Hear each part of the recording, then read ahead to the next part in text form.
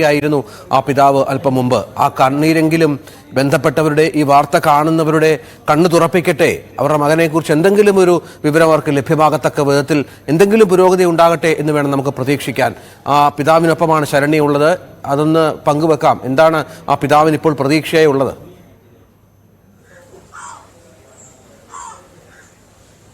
അത് രഞ്ജിത്ത്, ഭയങ്കര സങ്കടകരമായ ഒരു അവസ്ഥയാണ്. നേരത്തെ അദ്ദേഹം പറഞ്ഞതുപോലെ, അശോകൻ സർ പറഞ്ഞതുപോലെ തന്നെയാണ് ആ അമ്മ അകത്ത് വസ്ത്രങ്ങൾ ഒക്കെ എടുത്ത് തേച്ച് മടക്കി വെച്ച് മകന് വേണ്ടി കാത്തു നിൽക്കുകയാണ്.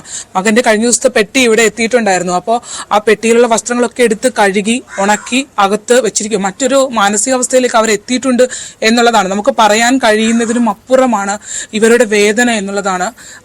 രഞ്ജിത്ത് നേരത്തെ പറഞ്ഞതുപോലെ തന്നെ ഈ അച്ഛൻ നമ്മുടെ തൊട്ടടുത്ത് നിന്ന് പൊട്ടിക്കരയുകയാണ്. അദ്ദേഹത്തിന് ഒരു മറുപടി കൊടുക്കാനുള്ള ഒരു കേവല മര്യാദ പോലും ഒരു സംവിധാനത്തിന്റെയും ഭാഗത്തു നിന്ന് ഉണ്ടായില്ല എന്നുള്ളതാണ്.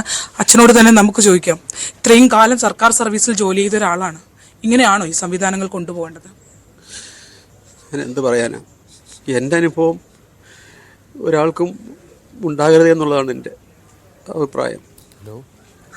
ഞാൻ സർക്കാർ ജീവനക്കാരനായിട്ടിരുന്ന് കുറേ വർഷം പ്രവർത്തിച്ചു. ഇപ്പോൾ റിട്ടയർഡാണ്. എനിക്ക് ആ സംവിധാനത്തിലൊന്നും, അല്ലെങ്കിൽ അങ്ങനെ സർക്കാരിൻ്റെ സേവകനായിട്ടിരുന്ന ഒരു ആനുകൂല്യം എനിക്ക് വേണ്ട. എൻ്റെ മകൻ നഷ്ടപ്പെട്ടതൊരു സാധാരണക്കാരൻ എന്നുള്ള നിലയിൽ പോലും അങ്ങനെയെങ്കിലും എനിക്കൊരു നീതി കിട്ടിയിരുന്നെങ്കിലെന്ന് ആഗ്രഹിച്ചു പോവുകയാണ്. അതുപോലും കിട്ടിയില്ല എനിക്ക്. പൊതുരംഗത്തൊക്കെ ഞാൻ കുറേ വർഷം പ്രവർത്തിച്ച ഒരാളാണ്. പലർക്കും അറിവുള്ളതാണ്. അതെ, അറിയപ്പെടാത്തൊരു വ്യക്തിയല്ല. കാരണം ഡിവൈഎഫ്ഐയുടെ വളരെ പഴയ കാലത്ത് ഡിവൈഎഫ്ഐയുടെ ഏരിയ സെക്രട്ടറിയായി പ്രവർത്തിച്ചിരുന്ന ഒരാൾ, JSSന്റെ സംസ്ഥാന തലത്തിൽ പ്രവർത്തിച്ചിരുന്ന ഒരാളാണ് താങ്കൾ. അത്യാവശ്യം എല്ലാ രാഷ്ട്രീയ പ്രവർത്തകരുമായും നേതാക്കന്മാരും, ഇപ്പോഴത്തെ നേതാക്കന്മാരുമായിട്ട് ഒരു ബന്ധമുള്ള ഒരാളാണ്. എല്ലാവരെയും കണ്ടിരുന്നു അല്ലേ? പലരെയും കണ്ടിരുന്നു. പലരും ആശ്വാസവാക്കുകൾ കുറച്ചു പേരെങ്കിലും നൽകിയിട്ടുണ്ട്. പക്ഷേ പിന്നീട് ഇവരുടെ ഭാഗത്തു നിന്നൊന്നും വേണ്ട രീതിയിലുള്ളൊരു സഹായ സഹകരണങ്ങൾ ഉണ്ടായില്ല. പക്ഷെ അധികാരികൾ തിരിഞ്ഞു നോക്കിയില്ല എന്നുള്ളതാണ്. ഭരണാധികാരികളുടെ ഭാഗത്തും തിരിഞ്ഞു നോക്കിയില്ല എന്നുള്ളതാണ് ഏറെ ഖേദകരമായിട്ടുള്ള വസ്തുത. ഞാൻ ലീഗൽ മെട്രോളജി വകുപ്പിൽ ജോലി ചെയ്ത ആളാണ്. അവിടെ അനീതി കണ്ടപ്പോഴത്തേക്ക് അവിടെയുള്ള ജീവനക്കാർക്ക് പല ബുദ്ധിമുട്ടുണ്ടായപ്പോഴത്തേക്ക് സ്വതന്ത്രമായൊരു സംഘടന ഞാനും ചില ജീവനക്കാരും കൂടെ ചേർന്നുണ്ടാക്കി. അങ്ങനെ ഒരു വലിയൊരു സംഘടനയാക്കി അത് മാറ്റി അതിൻ്റെ സംസ്ഥാന പ്രസിഡൻ്റായിരുന്ന ആളാണ് ഞാൻ.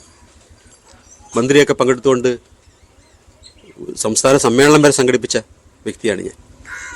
അങ്ങനെയൊക്കെ പൊതുരംഗത്തും സർക്കാർ സർവീസിലും ഇരുന്നുമൊക്കെ പ്രവർത്തനങ്ങൾ നടത്തിയിട്ടുള്ള ഒരാളാണ് ഞാൻ. റിട്ടയർമെൻറ്റിന് ശേഷം ഈ രാഷ്ട്രീയം അത് ഉപജീവന മാർഗമാണ് എന്ന് പലരുടെയും പ്രവൃത്തിയിലൂടെ ബോധ്യപ്പെട്ടത് കൊണ്ടാണ് ഞാൻ പിന്നെ പൊതുരംഗത്തോട് തന്നെ വിട പറഞ്ഞത്, രാഷ്ട്രീയത്തോട് തന്നെ വിട പറഞ്ഞത്.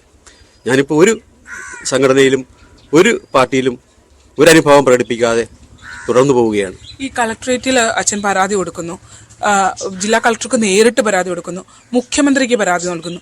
എന്തൊക്കെ റെസ്പോൺസ് ആണ് ഇവരുടെ എല്ലാവരുടെയും ഭാഗത്തും തിരിച്ചുണ്ടായത്? ഒരു മറുപടിയും കിട്ടിയിട്ടില്ല ഇതുവരെ.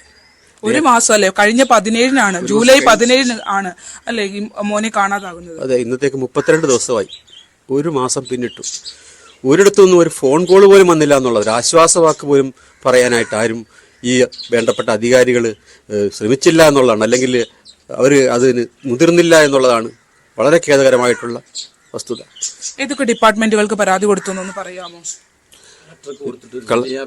വില്ലേജ് ഓഫീസർ പോലും വന്നൊന്ന് അന്വേഷിക്കാനുള്ള മര്യാദ കാണിച്ചിട്ടില്ല. കളക്ടർക്ക് പരാതി കൊടുത്തു. സാധാരണ കളക്ടർക്ക് പരാതി കൊടുത്തു കഴിഞ്ഞാൽ സ്വാഭാവികമായും കൺസേൺ തഹസിൽദാരെ വിട്ട് അന്വേഷിപ്പിക്കാറാണ് സാധാരണ മതി.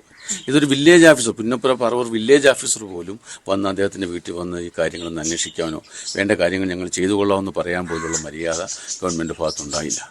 H. സലാം MLA ആയിട്ടാണ് അദ്ദേഹം നേരിട്ട് പോയി കളക്ടർക്ക് പരാതി കൊടുത്തത്. ആ കോപ്പിയാണ് മുഖ്യമന്ത്രിക്ക് അയച്ചു കൊടുത്തത്. എന്നിട്ട് പോലും യാതൊരു ആർക്കും ഉണ്ടായില്ല. SP ഭാഗത്ത് നിന്ന് കൊടുത്തതിൻ്റെ പേരിൽ പുന്നപ്പുറ CA വന്ന് വേണ്ട കാര്യങ്ങളൊക്കെ ഞാൻ നോക്കിക്കൊള്ളാം എന്നൊരു വാക്ക് പറഞ്ഞു പോയാൽ പിന്നീട് അദ്ദേഹത്തിൻ്റെ ഭാഗത്ത് യാതൊരു പ്രതികരണവും ഉണ്ടായിട്ടില്ല. അതാണ് അവർ പറയുന്നത്. മുഖ്യമന്ത്രിക്ക് പരാതി നൽകി, ജില്ലാ കളക്ടർക്ക് പരാതി നൽകി. സ്വാഭാവികമായ ഒരു പ്രൊസീജിയർ ഉണ്ടല്ലോ രഞ്ജിത്തെ, നടക്കേണ്ട ഒരു, ഇപ്പം നമ്മൾ പറയാം എല്ലാത്തിനും ഒരു അവസാനം വരെയും പോകാൻ കഴിഞ്ഞില്ലെങ്കിൽ പോലും നടക്കേണ്ട ചില സ്വാഭാവിക നടപടിക്രമങ്ങളുണ്ട്. ഒരു വില്ലേജ് ഓഫീസിൽ നിന്ന് പോലും ഒരു ഉദ്യോഗസ്ഥനും വന്ന് ഈ കുടുംബത്തിന്റെ വിഷയം എന്താണ്, നിങ്ങൾ എന്തുകൊണ്ട് പരാതി നൽകി, അല്ലെങ്കിൽ ഇതിനകത്ത് ഈ കുടുംബത്തിന് ആശ്വാസമാകാനായി ഒരാൾ പോലും എത്തിയിട്ടില്ല എന്നുള്ളതാണ്. നേരത്തെ സൂചിപ്പിച്ചതുപോലെ തന്നെ അദ്ദേഹം ഒരു സർക്കാർ സർവീസ് ജോലി ചെയ്തിരുന്ന ഒരാളാണ്. അദ്ദേഹത്തിന് കൃത്യമായി അറിയാം ഇതിനകത്ത് എന്തൊക്കെ നടപടിക്രമങ്ങൾ ഒരു സർക്കാർ സംവിധാനത്തിന്റെ ഭാഗത്ത് നിന്ന് ഉണ്ടാകേണ്ടി വരും എന്നുള്ളത്. പക്ഷേ അതിനകത്തൊക്കെ കടുത്ത നിരാശ ഒരു മാസമായി കുടുംബം അനുഭവിക്കേണ്ടി വന്നതിന് ശേഷമാണ് പ്രത്യക്ഷത്തിൽ ഇങ്ങനെ ഒരു കണ്ണീരോടുകൂടിയുള്ള ഒരു തുറന്നു പറച്ചിൽ ഈ പിതാവിന്റെ ഭാഗത്ത് നിന്ന് ഉണ്ടാകുന്നത്. അമ്മയും ബാക്കിയുള്ളവരുടെയൊക്കെ ഒരു സാഹചര്യം, അമ്മയുടെയൊക്കെ ഒരു അവസ്ഥ എന്താ? അമ്മയെ സംബന്ധിച്ച് വളരെ ശുഭപ്രതീക്ഷയോടുകൂടിയാണ് ഓരോ ദിവസവും തള്ളി നീക്കുന്നത്. കാരണം പുള്ളി ഭയങ്കര ഭക്തയാണ്. മകന് വേണ്ടി എല്ലാ മാസവും മുഖമ്മയിലൊരു ക്ഷേത്രത്തിൽ പോവുകയും ഗണപതി ഹോമം നടത്തുകയും അവൻ്റെ ഭാവി ശോഭനമാകുന്നതിന് വേണ്ടിയുള്ള പ്രാർത്ഥനകളിൽ എല്ലാ മാസവും കൃത്യമായിട്ട് പോകുന്ന വ്യക്തിയാണ്. അതോടൊപ്പം തന്നെ ഈ എൻ്റെ ബന്ധുക്കൾ പലരും പല ഇടത്തും പോയി ഈ അന്ധവിശ്വാസമോ അല്ലാതെയോ എന്തായിക്കൊള്ളട്ടെ, പക്ഷെ അവരൊക്കെ നോക്കിയപ്പോഴത്തേക്ക് വിഷ്ണു ജീവിച്ചിരിപ്പുണ്ട്, അവൻ മടങ്ങി വരുമെന്നുള്ള നിലയിലുള്ള ഒരു സന്ദേശമാണ് അവൻ്റെ അമ്മയ്ക്ക് കൊടുത്തിട്ടുള്ളത്.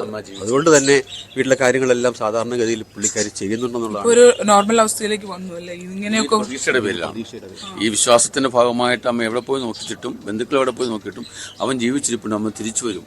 ആ ഒരു അവസ്ഥ എന്താണ് അമ്മയുടെ പഴയ മാനസികാവസ്ഥ എന്ന് മാറി അമ്മ ഇപ്പോൾ ഒരു ജീവിതത്തിലേക്ക് അമ്മ വരുന്നതിന് വേണ്ടിയുള്ള തയ്യാറെടുപ്പിലാണ് അമ്മ ഇപ്പോൾ നിൽക്കുന്നത്. ഈ വിഷ്ണുവിന്റെ മറ്റ് സാധന സാമഗ്രികളൊക്കെ ആരാണ് എത്തിച്ചത്? എനിക്ക് വല്ലാത്ത മോശമായ അവസ്ഥയായതുകൊണ്ട് എൻ്റെ ജ്യേഷ്ഠൻ്റെ മകനാണ് ഈ കാര്യങ്ങളെല്ലാം ഈ കുറേ നാളുകളായിട്ട് ചെയ്തുകൊണ്ടിരിക്കുന്നത്. അപ്പോൾ എന്നെയാണ് അങ്ങോട്ട് ക്ഷണിച്ചത്. എന്നെയും ആരായിരുന്നു ക്ഷണിച്ചത്? ഇത് കപ്പൽ മാനേജ്മെന്റിൽ ഒരാളാണ്. എവിടെ ഈ കമ്പനിയുടെ ഇന്ത്യയിലെ ആസ്ഥാനം എവിടെയാണ്? ചെന്നൈയിലാണ്. ചെന്നൈയിൽ അതിന്റെ സ്ഥാപനത്തിന്റെ പേരെന്ന് പറയൂ. ഡെൻസായ് മറൈൻ. ഓക്കെ. അവരുടെ ഓഫീസിലേക്കാണോ വിളിച്ചത്? അവരുടെ ഈ ഡെൻസായ് മറൈനിന്റെ മാനേജിംഗ് കമ്മിറ്റിയിലെ ഒരാൾ റിട്ടയർഡ് ക്യാപ്റ്റനാണ് അശ്വിൻ തിരുവല്ലക്കാരനാണ്. അത് വളരെ പോസിറ്റീവായിട്ടാണ് നമ്മൾ ആദ്യം മുതലേ നമ്മളോട് പെരുമാറുന്നത്. പക്ഷെ അവരുടെ രീതികൾ അങ്ങനെ ആയിരിക്കാം, നമുക്കറിയില്ലത്. പക്ഷെ നമ്മളോട് വളരെ സൗമ്യമായിട്ടും വളരെ നല്ല രീതിയിലുമാണ് പെരുമാറുന്നത്. ഇവർ നൽകിയിട്ടുള്ള വിവരങ്ങൾ മാത്രമാണ് എൻ്റെ മകനെ സംബന്ധിച്ച് എനിക്ക് രേഖാമൂലമായിട്ടുള്ളത്. ശരി, തിരിച്ചു വരാം. ഏതായാലും ആ കുടുംബത്തിനൊപ്പം ശരണ്യയുണ്ട്. നമ്മൾ ആ വാർത്ത കൃത്യമായി തന്നെ അതിന് തൊട്ട് പുറകെ ഉണ്ട്, പരമാവധി ആളുകളുമായി ബന്ധപ്പെടുന്നുണ്ട്.